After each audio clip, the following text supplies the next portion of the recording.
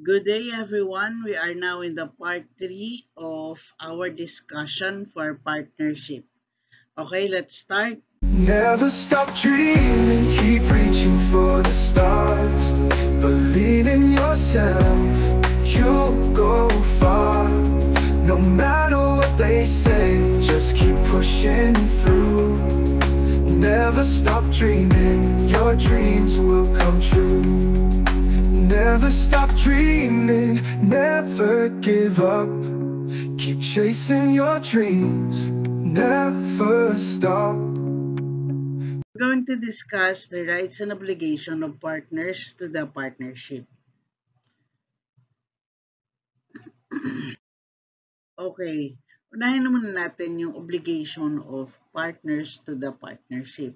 Number 1 is under Article 1786 of the Civil Code, to contribute what was promised. Halimbawa, yung partner, for example, the partner promised to give property or money to the partnership or industry, kahit industry, they have to give it. Halimbawa kasi, in the example sa slide, di ba, a partner promised to contribute to 100,000 but only 50,000 was given. Ngayon, pag kailangan na ng partnership yung 50,000, kailangan maibigay niya yun. Kasi kung halimbawa tumutubo na dapat sila sa kabuuhang 100,000, hindi pa niya nabibigay, isushoulder niya ngayon nung partner yung magiging tubo sana ng pera niya doon sa partnership. Or for example, yung isang classmate niyo have given an example na for yung 50,000 na yun, ibibili pala ng lupa. For example lang, bibili ng lupa. Tapos, tumaas yung value ng lupa na bibilhin. Kung naibigay niya sana, nabili na. Dahil hindi niya nga nabigay, pagbili nila, naging 75,000 na. So, yung kakulangang 25,000, isushoulder ni partner na hindi nagbigay noong pera. Okay, nag-contribute ng money. Next, to answer what warranty in case of eviction. Halimbawa naman, under 1786 din to, property naman ang ibibigay niya, i-contribute niya. Tapos, hindi pala sa kanya. May nag-claim na akin yung property na yan. So, magsasuffer yung partnership. So, yung partner na nag-contribute ng property na hindi naman pala sa kanya, mananagot doon sa partnership.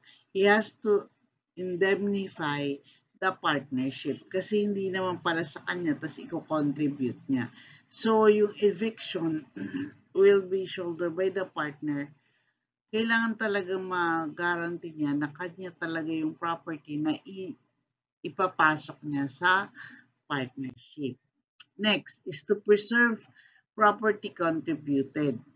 Mababasa niyo rin ito, and it is defined under 1786 to 1789 of the Civil Code na kapag ang property na ilagay sa partnership, the partnership per se should exercise a diligence of a good father of the family. Iaari ng partnership yung property na kanya to take care of the thing with the diligence of the good father of the family. So to deliver the fruit, interest, and accession. So if a partner delays his contribution, he must pay for the process. Ito yung kaninang dinidiscuss ko sa inyo na he has to pay for the fruit of the money or property na dapat na ibigay niya na pero hindi niya nabigay. So, tumutubo na dapat or kumikita na dapat yung partnership dahil hindi niya nabigay ng partner. Hindi pa siyempre tumubo. So, yung dapat na itutubo niya or dapat na interest niya or dapat na fruit na nung kanyang contribution will be shouldered by the partner who promised to give it to the partnership. Okay? What else? To manage the partnership in good faith. Alam naman natin lahat na, or we have discussed this already, na ang partnership is build mutual trust and confidence among the partners. So we always have to be very honest, to act honestly and avoid self-dealing or unfair advantage. Dapat walang tinatago ang partner to the other partner or to the partnership, sa buong partnership. Kailangan very transparent and fair for any act na gagawin ng isang partner in relation to their partnership. Okay? To share in losses under 1797. Na-discuss na rin natin to na yung losses sa industrial partner, syempre, generally hindi sila liable for the losses of the partnership. Hindi talaga. Unless they stipulate. Kasi yung example natin last time, di ba? What if yung tatlong capitalist, ang isa doon 60% of the capital, 10% of the capital, and 30% yung tatlong capitalist. And then the industry, syempre yung skill and effort niya ang i-contribute niya. Pero sa profit, sinabi na nag-decide si 60% na o kahit 60% yung ini-contribute ko. Pag nagkaroon tayo ng profit, kailangan divided into 4 lahat.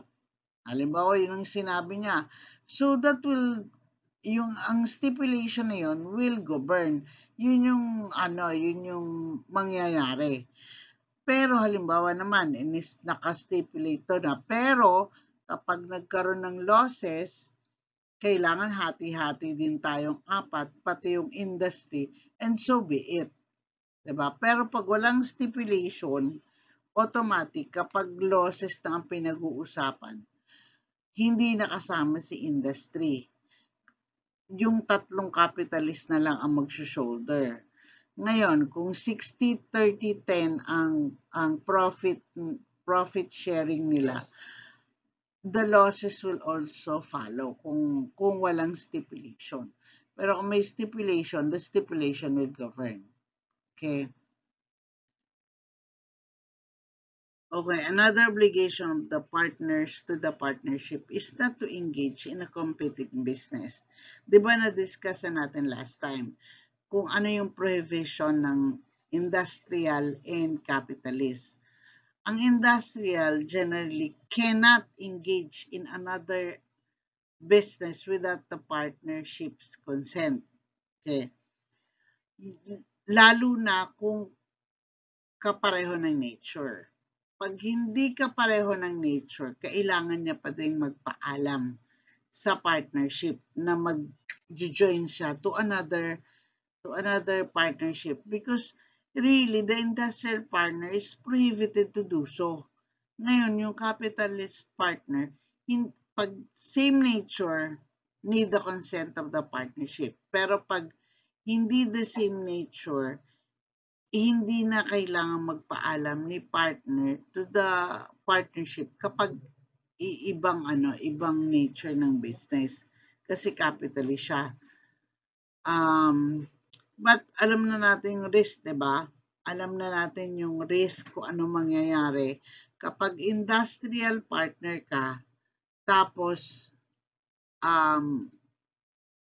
capitalist partner ka.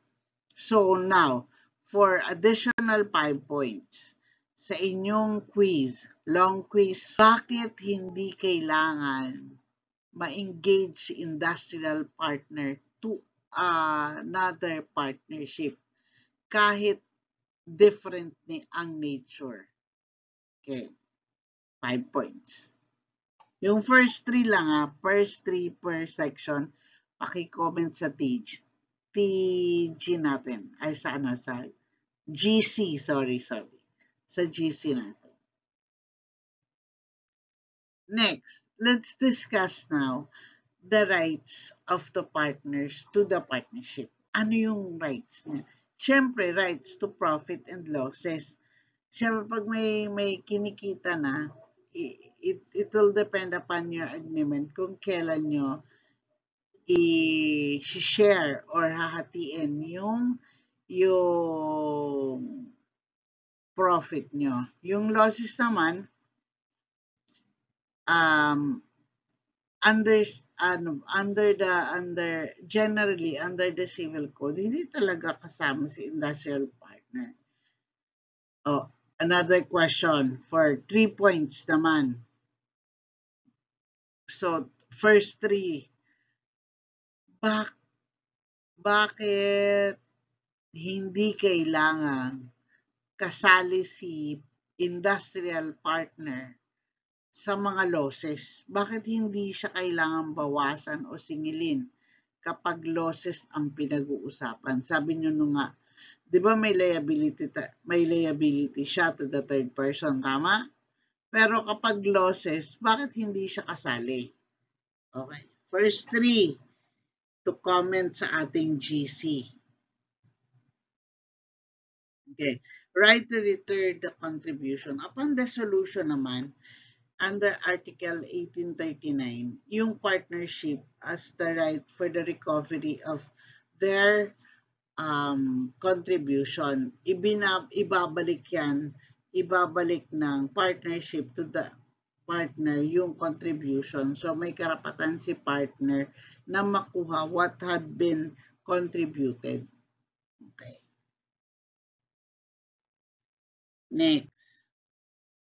The right to reimburse for expenses. So, yung partnership naman is ang obligation niya is to return to the partners what they have spent, or to reimburse to the partners kung ano man yung nagastos nila para sa partnership. Okay? With interest or upon stipulation. So another right is the right to manage, 1800 to 1801. Siyempre, na-discuss natin to, who will be the partners, general manager for the partnership pala. So, nasa 1800 to 1801. Sama view, tama naman yung mga sagot nila. Okay, the right to inspect and copy books. Ito yung ito yung mga accounting to.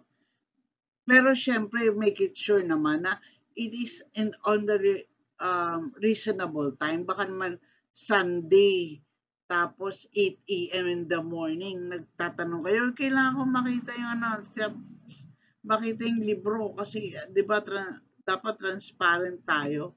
Dapat office hour naman sa office. Huwag naman yung Sunday nasa labas yung partner o nagsisimba, kukulitin nyo na kailangan nyo makita yung libro.